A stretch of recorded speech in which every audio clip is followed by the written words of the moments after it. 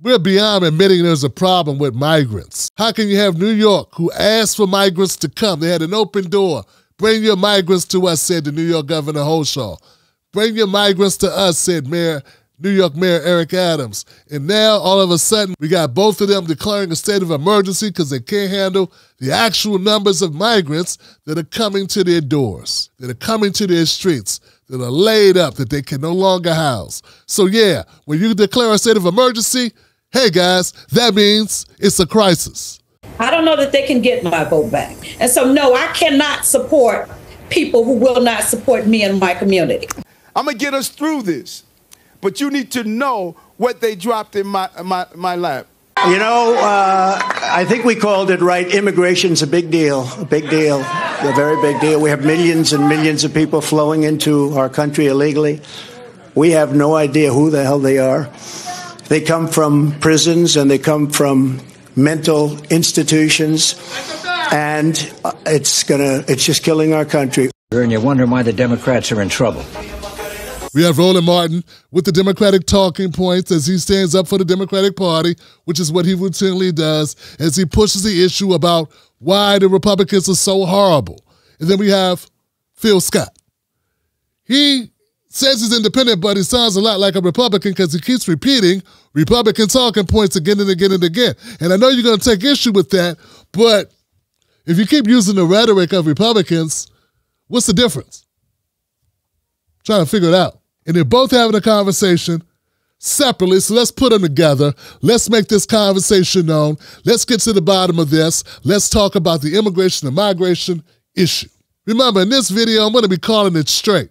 I'm going to be looking at it for what it is and calling it out. This is not about picking sides or helping Democrats or helping Republicans or helping Roland or even helping Phil. This is about helping the viewer make sense of this garbage. Phil Scott, in his latest video about the migrants, where he was answering Roland Martin and Dr. Greg Carr, Phil made mention of open borders. He said this multiple times.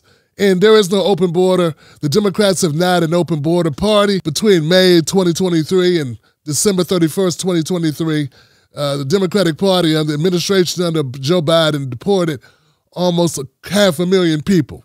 So if we're going to say that the Democratic Party is an open border party, we have to redefine what open is. No, you don't have to go home. But you got to get the hell out of here. I hate the immigration issue because it brings out the worst of people.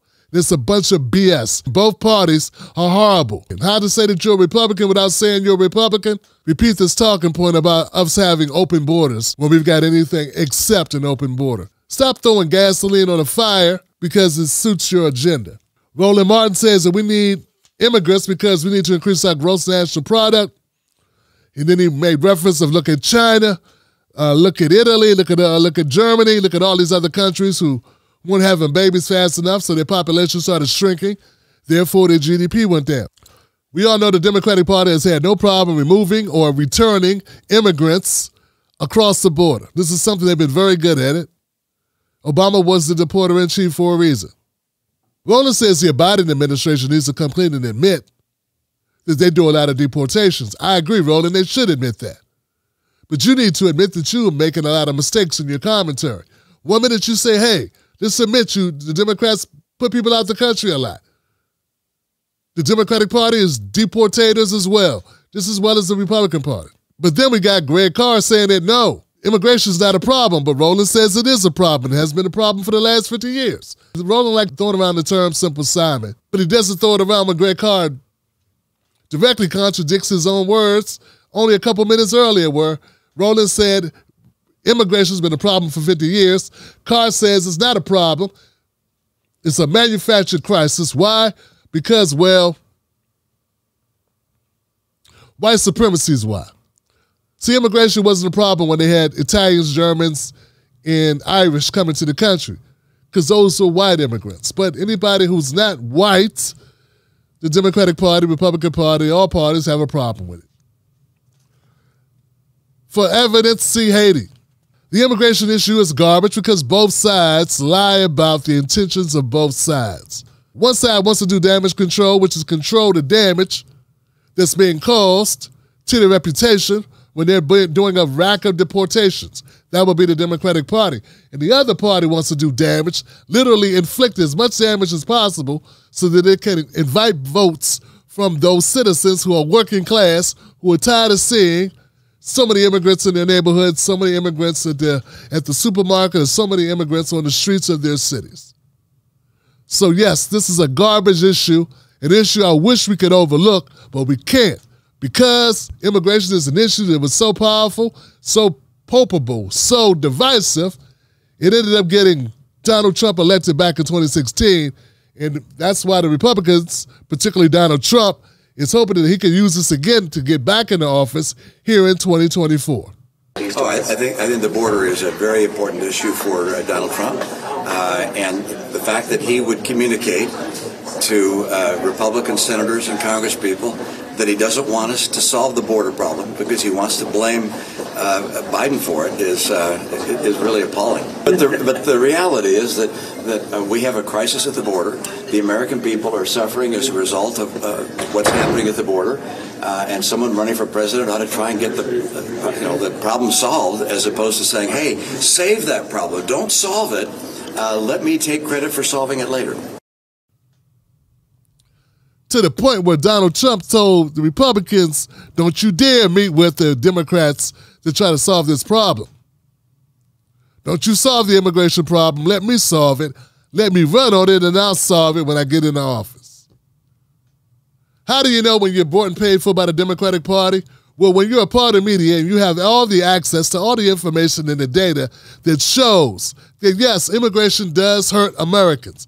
The Americans that it hurts are not the upper elite folks. It is the working class, particularly the black Americans who have low-skilled jobs. And how do we know this? Well, when you're a low-skilled job person, low-skilled trades, then you are competing against immigrants who are willing to take less money. This is a known fact. It only makes sense. It's only logical that this would happen. There have been studies that have determined this. I, for one, didn't need a study because my dad worked construction. He was in construction business for 50 years. And when he was a foreman, he would tell me, hey, Tim, once upon a time, if you were a black male, you could go get a job working construction. Due to our mass incarceration state, a lot of black Americans end up with records. Those black Americans could go down and get a job working at a company like my dad worked. They called Miller & Long, which is a construction contractor here in Washington, D.C. It was almost overnight where things, the demographics of Miller & Long employees base changed from primarily African-American to Hispanic or Latino. The Latinos or Hispanics took less pay. I don't need to run a survey.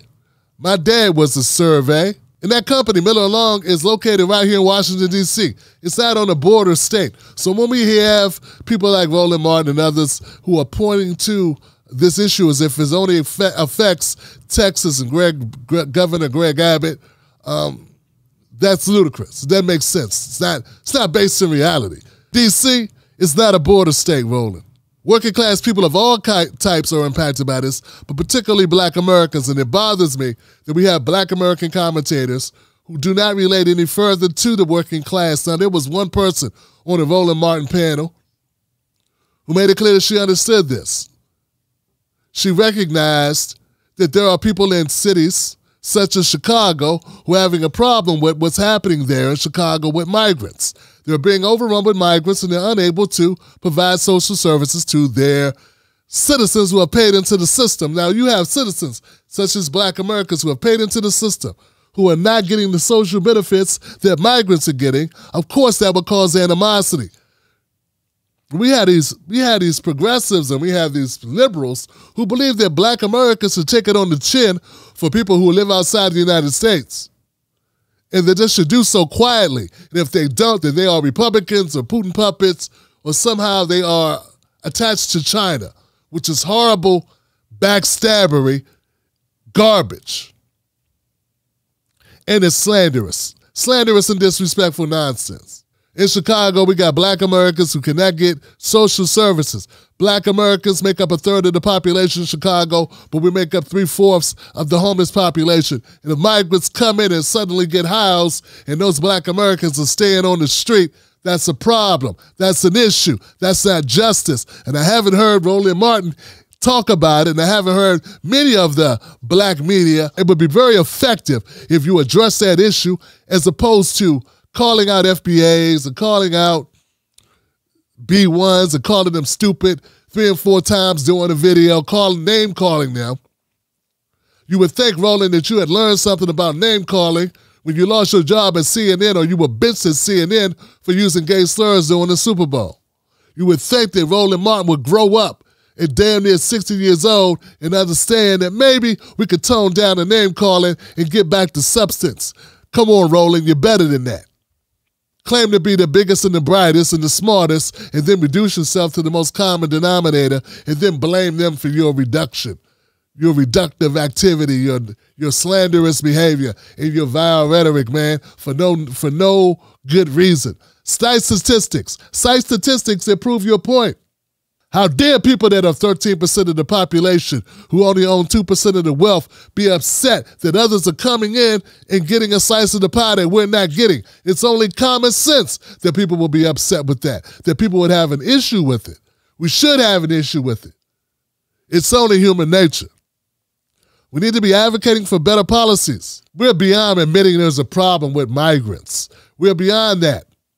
How can you have New York, who asked for migrants to come? They had an open door. Bring your migrants to us, said the New York Governor Holshaw.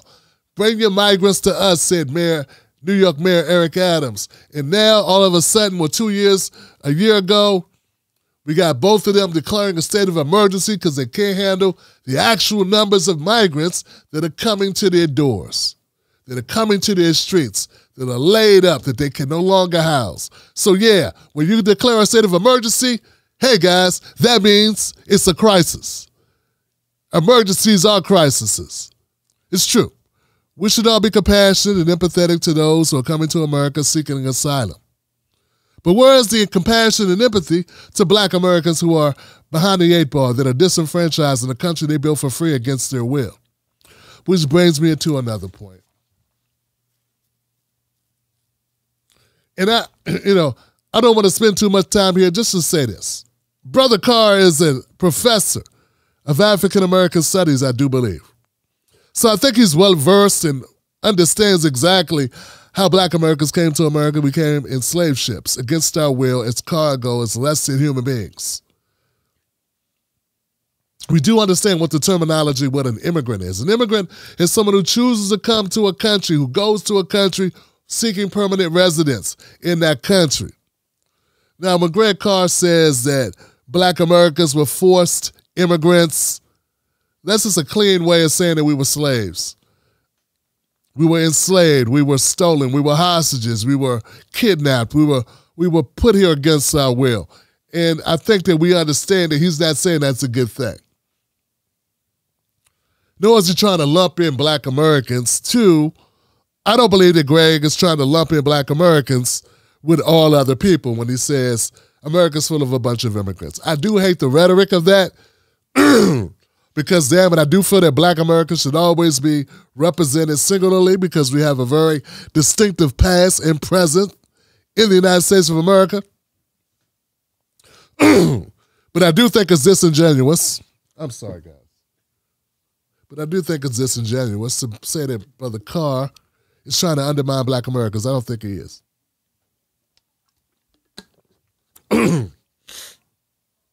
I think it's just a difference in the way that Greg Carr worded this.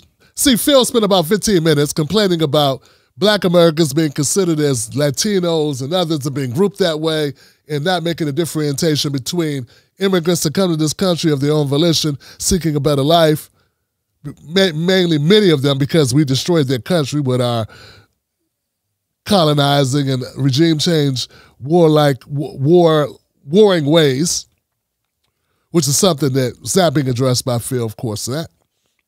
Also not really addressed by Roland at all. Either side, either one of these guys.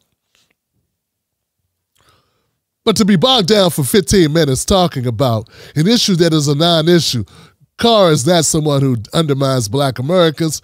I don't like the term immigrant for black Americans, but I don't think he meant it in a way that is disrespectful to our ancestors.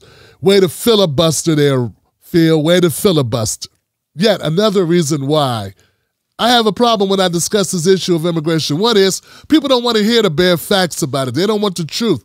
They want you to appease or to run up alongside and say what they want you to say, which is that America has open borders and America loves all people besides black people. And America is, the Democrats in particular are soft on immigration. When I don't believe that's the case at all. Democrats have no problems kicking anybody out. The problem is this. Here's the thing. The Democratic Party likes to ride on the fallacy that they are actually good for immigrants when they're not. It just is what it is.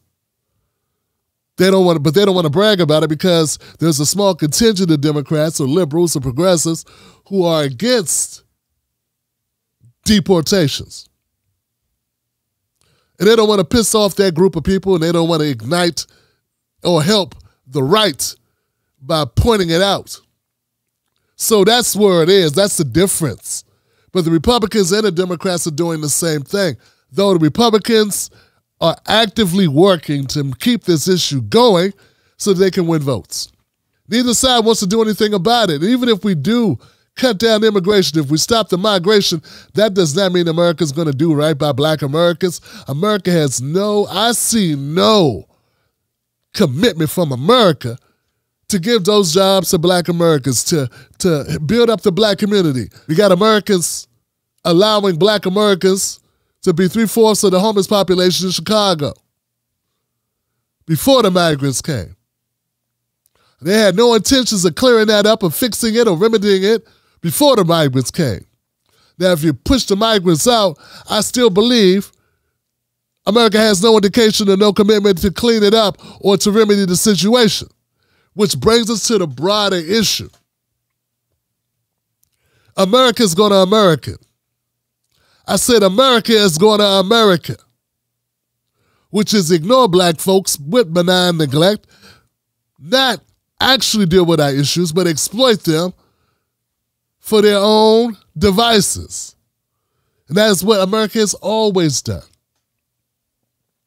Though I can draw a direct line between certain jobs of low-skilled workers being impacted, we can even make a direct correlation in some studies that have been done between the increase in mass incarceration numbers of black Americans tied to the immigration, the opening of immigration or the lessening of immigration restrictions on migrants. That data is out there as well. But are we suggesting that if there were less migrants, there'd be less black folks in jail? Are we suggesting that somehow they would lay off of incarcerating black Americans? No, because at the end of the day, America is a corporatist society, and as long as America makes money of incarceration of each person in a bed in a private prison, as long as they could directly bill for the upkeep, as long as guards make money, policemen make money, the people that cook the food make money, the phone company make money, the people that build the prisons make money, the court system makes money. As long as there is money in the system will continue to operate. And now, with migrants, you got a whole new crop, a fresh crop of bodies that you can run into the system and increase revenue. I believe that's the driving force behind our migration crisis. Money. And if we can't see that, if either one of you guys can't see that, if you're hell-bent on fighting each other, name-calling each other, and pretending the other side is so corrupt, that the other side is ignorant, that the other side has malintent, well, that folks, is doing a disservice to your audience and to the greater good that you both are supposed to be fighting for. Once upon a time, America didn't have a problem with immigrants. I mean, well, initially they did, but they warmed up to it when they saw that they could add more white people to their roster. And that those white people would lean into the system and be as anti-black as the rest of the whites that were already here. And that's how you end up with Italian Americans coming through the border, the Irish, the Germans, and all the others. Now that we have these new fresh crop of immigrants coming in, same holds true. As long as they will adopt anti-black views, as long as they will go along with the agenda, which is to keep a permanent underclass, all will be fine. And those people will fold into white supremacy and maintain the status quo. Of course, they'll be exploited like hell along the way because this ain't show friends, this is show business. And America is all about the business. But we need to be focusing on those policies that improve the lives of the people that we say we care about, which are Black Americans. And if both of you, all of us, everyone in this conversation is actually for making America a more just country, we need to be standing up for that instead of bickering about this issue. According to Merriam-Webster, nativism is a policy of favoring native inhabitants over those of immigrants. Nativists target immigrants as scapegoats for problems such as crime, unemployment, housing shortages, and the overuse of social welfare programs and other public services. Both the Republican parties and the Democratic parties manipulate the immigration issue to their own devices. It's all about what suits their own narratives best to retain power. Donald Trump said, hey, don't fix this problem. I'm going to run on it in 2024. And I think he will do just that. At the end of the day, Democrats should stop pretending that they are saints when it comes to immigration and admit they're just as down in the dirt, funky, rabid scumbags when it comes to immigration as the Republicans. We know that'll never happen, but hey, we could wish that there will be some honesty about how they exploit immigrants and who suffers from it. And as for the Republicans, let's stop pretending that you got a problem with people losing jobs. If Republicans are cutting the very social programs that they say that the immigrants are taking from working class Americans and citizens of the United States, how can you then blame the immigrants? Because even when the immigrants aren't here, you are still trying to cut social programs. I do not see Republicans increasing social programs to help more citizens. So we got a hypocrisy on both sides of the coin. I don't even know why I'm calling it out. Calling this out is a no-win for me. On one side, we got Roland full of it. We got Roland pretending that he doesn't understand that this is a major issue for Black Americans. And why it's a major issue, it's not just because we're fixated on being Republicans. That ain't it. Though some commentators may lean that way because of what? Economics, which Roland talks about constantly in his content about his own situation with the Black Star Network. And on the other side, we got Phil, feeding his contention, his massive amount of followers, this nonsense about open borders, using talking points, sounding like Donald Trump, and having the damn audacity to praise Candace Owens with her anti-Black rhetoric, all because what? You think she would be really good on your side of the equation. Man, cut the cap. This has gone too far. I'm fucking depressed that we have this type of dialogue back and forth and that Phil has actual viewers who didn't call him out on that, bigging up at Candace Owens. Jesus Christ, what are we coming to? Well, I can tell you this, you ain't got to worry about me, Phil, because any of your viewers who are bigging up and have no problem with you giving props to Candace Owens, who never met a Black person she didn't throw under the bus, whose name wasn't Thomas Sowell, I don't want them, you can keep them. At the end of the day, I'm hoping that both of you two gentlemen, you two Black brothers, are about building up the Black community like you profess. Hopefully that we can come to an understanding. Stop coming at each other's neck over this issue. Migration is an issue in America. But what's more an issue is, can we put our differences aside, build something together that actually increases and helps our people? That's what we need to do, and that we never, ever, ever, ever put any party ahead of the people. Not the Democratic Party, not the Republican Party, and not even our own financial interests. My name is Tim Black, and this has been another edition of Calling It Out. Migration Edition. Thanks for watching this latest Tim Black video. If you enjoyed our content, click subscribe and turn on all notifications. I'll see you on the next one. And remember, it's a new day. Happy New Year.